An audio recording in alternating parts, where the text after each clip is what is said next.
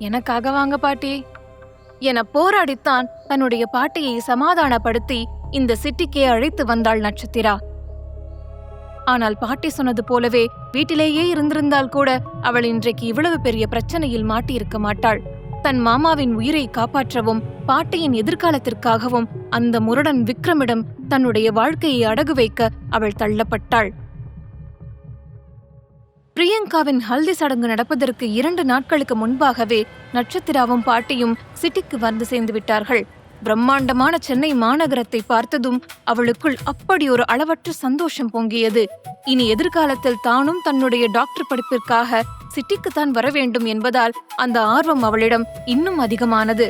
இப்படிப்பட்ட சென்னையில் தான் எப்படி வாழப்போகிறோம் என்ற சிறு நடுக்கம் ஒரு பக்கம் இருந்தாலும் கல்யாணத்திற்காக முன்கூட்டியே வந்த 2 நாட்களும் அவள் சும்மா இருக்கவே இல்லை. சூப்பர் மார்க்கெட்டிற்கு சென்று பொருட்கள் வாங்குவது முதல் சமையல் வேலைகள் வரை, வீடு கூட்டி பெருக்கி துடைப்பது முதல் விருந்தினர்களை உபசரிப்பது வரை எல்லா வேலைகளையும் நட்சத்திரா முன்னின்று கவனித்துக் கொண்டாள். அது தன்னுடைய வீட்டு வேலை எனவே அவள் நினைத்தாள். பிரியங்காவின் ஹல்தி மெஹந்தி சடங்குகள் மிகவும் சந்தோஷமாகவும் ஆடம்பரத்தோடும் உற்சாகத்தோடும் நடைபெற்றது. அதை பார்த்த பாட்டி முணுமுணுத்துக் கொண்டே இருந்தாள். காசு அனுப்புறதுக்கு அந்த பேச்சு பேசுவான், அதுவே அவன் பொண்ணு கல்யாணம்னு வந்ததும் என்னம்மா பணத்தை வாரி அரைக்கிறான் பாரு.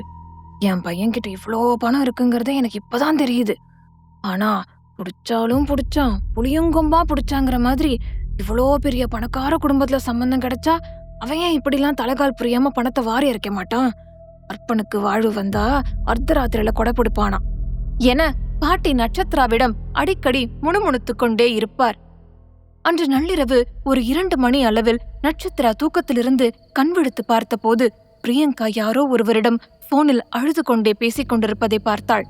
தூக்க கலக்கத்தில் பிரியங்காவின் போர்வைக்குள்ளிருந்து ஒரு கிசுகிசுப்பான சத்தமும் அழுகை குரலும் தான் வெளியில் கேட்டது. அப்போது நட்சத்திராவிற்கு ஏதோ ஒரு சந்தேகம் தோன்றியது. அடுத்தவர்கள் விஷயத்தில் தலையிடக்கூடாது என்பதால் அவள் அதை பற்றி யாரிடமும் எதுவும் பேசவில்லை.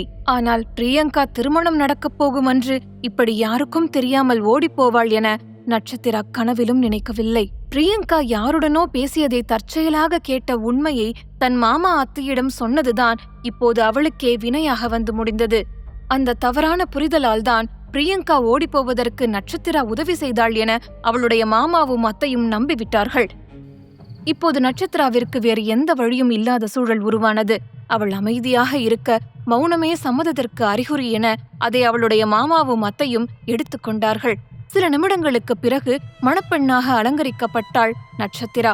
தன் மகளுக்கு ஏற்பாடு செய்த அனைத்து அலங்காரங்களும் நட்சத்திராவிற்கு நடப்பதை பார்த்து ஷீலாவுக்கு வயிறு எரியதான் செய்தது. ஆனால் இப்பொழுது வேறு வழி இல்லை. இதெல்லாம் என் பொண்ணுக்கு நடக்க வேண்டியது. நாசமா போவ, இவளுக்கு எல்லாத்தையும் போட்டு அழகு பார்க்க வேண்டியிருக்கு. ஏ பிரியங்கா, நீ எங்க தாண்டி போய் தொலைஞ்ச? எவ்வளோ பெரிய பணக்கார வீட்டு சம்பந்தம் கிடைச்சது. நீ மகாராணியா வாழ போறன்னு நான் நினைச்சேன். ஆனா நீ எவன் கூடயோ ஓடி போயிட்டியே. இந்த கல்யாணம் முடியட்டும், அதுக்கப்புறம் உனக்கு இருக்கு. உன் தலையிலேயே நீ மண்ணள்ளி போட்டுக்கிட்டியே என அவள் மனது கொதித்துக் கொண்டிருந்தது. ஏ ஷீலா, என்ன பண்ற? நட்சத்திராவோட முகம் தெரியாத மாதிரி அவளுக்கு முக்காடு போட்டு விடு. அவன் தாலி கட்ட போறது நம்ம பொண்ணு பிரியங்காவுக்கு இல்லைன்னு அந்த விக்ரம்க்கு சந்தேகமே வரக்கூடாது என தன் கணவர் மனோஜின் குரல் கேட்டதும் தான் ஷீலா சுயநினைவிற்கு வந்தாள். ஷீலா வேகமாக சிவப்பு நிற துப்பட்டாவை வைத்து நட்சத்திராவின் முகம் தெரியாதது போல் அவளுக்கு முக்காடை அணிவித்து விட்டாள்.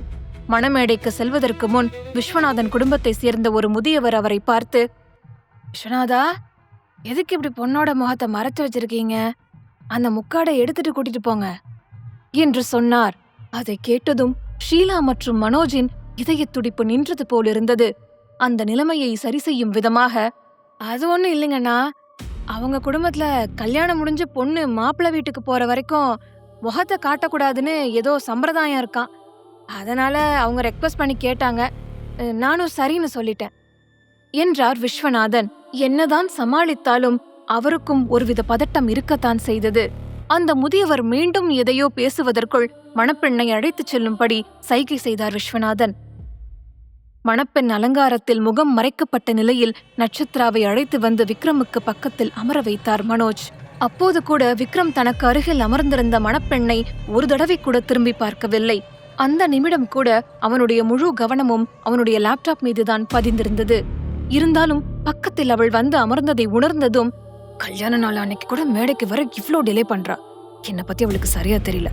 கல்யாணம் எல்லாம் முடியட்டும், அதுக்கப்புறம் அவளுக்கு இருக்கு என மனதில் தனக்கு மனைவியாக போகிறவளை கடிந்து கொண்டான். அந்த திருமண மண்டபத்தில் விக்ரமின் தாத்தா விஸ்வநாதனை தவிர மாப்பிள்ளை வீட்டாரில் வேறு யாருக்குமே அந்த மணப்பெண் மாற்றப்பட்டிருக்கிறார் என்ற உண்மை தெரியவில்லை. காலம் யாருக்காகவும் காத்திருப்பதில்லை. விக்ரம் கொஞ்சம் கூட தாமதிக்காமல் அனைத்து சடங்குகளையும் ஒரு ரோபோட் மாதிரி செய்து முடித்தான். அக்னியை 7 முறை சுற்றி வந்து அனைத்து சடங்குகளும் நிறைவு பெற்ற அந்த நிமிடத்தில் அவன் நட்சத்திராவின் கழுத்தில் தாலியை கட்டி நெற்றி வகிட்டில் குங்குமம் வைத்தான். அந்த குங்குமத்தை வைக்கும்போது கூட அவன் மணப்பெண்ணின் முகத்தை பார்க்கவில்லை. அவள் அணிந்திருந்த முக்காட்டின் அடியில் கையை விட்டு நெற்றியில் பொட்டு வைத்து விட்டான். நட்சத்திராவின் இதயம் உள்ளுக்குள் கதறி அழுது கொண்டிருந்தது.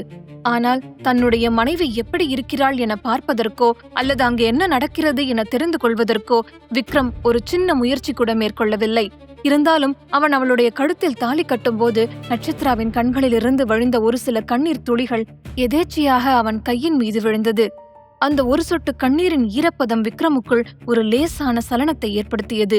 ஒரு கணம் அவன் நிமிர்ந்த திருமண அலங்காரத்தில் ஜொலித்த தன் மனைவியை பார்த்தான். ஆனால் அவளுடைய முகத்தை மறைத்திருந்த அந்த சிவப்பு முக்காடு உள்ளே இருப்பது யார் என்பதை தனக்குள்ளேயே ரகசியமாக வைத்திருந்தது. சில நிமிடம் தயங்கி நின்ற விக்ரம் அதை பற்றி யோசிக்காமல் மறுபடியும் தன்னுடைய வேலையில் மூழ்கி போனான். இதற்கிடையில் விஸ்வநாதன் தாத்தா நட்சத்திராதான் தன்னுடைய வீட்டிற்கு மருமகளாக வரப்போகிறாள் என தெரிந்ததும் அவளுடைய முழு ஜாதகத்தையும் அவளை பற்றிய அனைத்து விவரங்களையும் மனோஜிடமிருந்து கேட்டு தெரிந்து கொண்டார். அப்போது நட்சத்திராவின் அம்மா அப்பா ஒரு விபத்தில் உயிரிழந்தார்கள் என்ற தகவல் தெரிந்து கொண்ட அந்த நொடியில் விஸ்வநாதனின் முகத்தில் ஒரு விசித்திரமான மாற்றம் ஏற்பட்டது. என் குடும்ப கௌரவத்தை காப்பாத்த இப்போதைக்கு இந்த கல்யாணத்தை நடத்திட்டு 2 நாள்லயே அந்த பொண்ணை மறுபடியும் வீட்டுக்கு அனுப்பிடலான்னு நினைச்சேன். ஆனா இனிமே அது நடக்காது.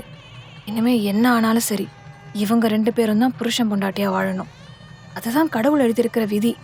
இது நான் எடுத்த முடிவில்லை, அந்த கடவுளை நடத்தி வச்சது என அவர் தனக்குள்ளேயே வித்தியாசமாக ஏதேதோ பேசிக்கொண்டார். சடங்குகள் அனைத்தும் முடிந்து திருமண வைபவம் இனிதை நிறைவுற்றது.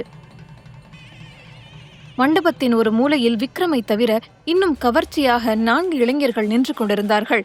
அவர்கள் விக்ரமின் கசின் தம்பிகள் மற்றும் நெருங்கிய நண்பர்கள். திருமண மண்டபத்தில் இருந்த இளம் பெண்களின் பார்வை அவர்கள் மீதுதான் இருந்தது. தன்னுடைய நண்பனின் திருமணத்திற்காக வந்திருந்த அந்த நண்பர்கள் விக்ரமின் திருமணத்தை கொண்டாட்டமாக நடத்த வேண்டும் என நினைத்திருந்தார்கள். ஆனால் அது எதுவுமே நடக்காததால் சோகத்தில் கடுகடுப்போடு இருந்தார்கள். அவர்கள் முகத்தில் இருந்த ஏமாற்றத்தை பார்த்த தாத்தா சிரித்துக்கொண்டே அவர்களுக்கு அருகே வந்தார். என்னங்கடா 4 பேரும் மூஞ்ச இப்படி வச்சிட்டு நிக்கிறீங்க? கல்யாணத்துக்கு வந்திருக்கீங்களா இல்ல ஏதாச்சும் துக்க வீட்டுக்கு வந்திருக்கீங்களா என கேட்டார். ஆனால் அதற்கு விக்ரமின் தம்பி ஆகாஷ் கோபத்தோடு, நீங்க வேற தாத்தா, நாங்க இந்த கல்யாணத்துக்காக என்னென்ன பிளான் போட்டிருந்தோம் தெரியுமா? ஆனா நீங்க எங்களை எதையுமே பண்ணக்கூடாதுன்னு சொல்லிட்டீங்க. நாங்க இனிமே உங்ககிட்ட பேசவே மாட்டோம் என முகத்தை சுழித்து கொண்டான். சரி சரி, இப்படியே மூஞ்சி உம்முன்னு வச்சிட்டு இருக்காதீங்க, சந்தோஷமா இருங்க. நீங்க வீட்டுக்கு போனதும் உங்க விருப்பப்படி என்ன வேணும்னாலும் பண்ணிக்கோங்க.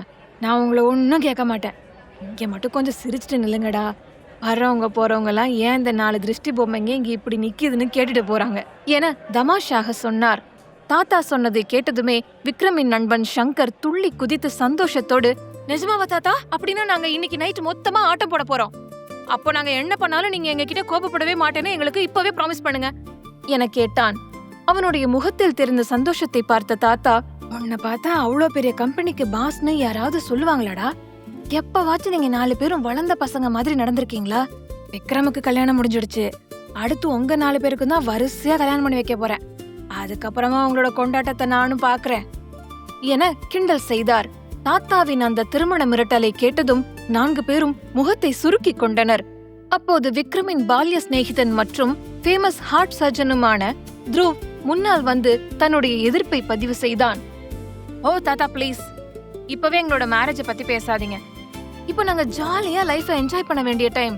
இப்போவே மேரேஜ் பத்தி பேசி எங்களோட லைஃபை நாங்க ஸ்பாயில் பண்ண விரும்பல. எனக்கு இப்போ 28 வயசு தான் ஆகுது.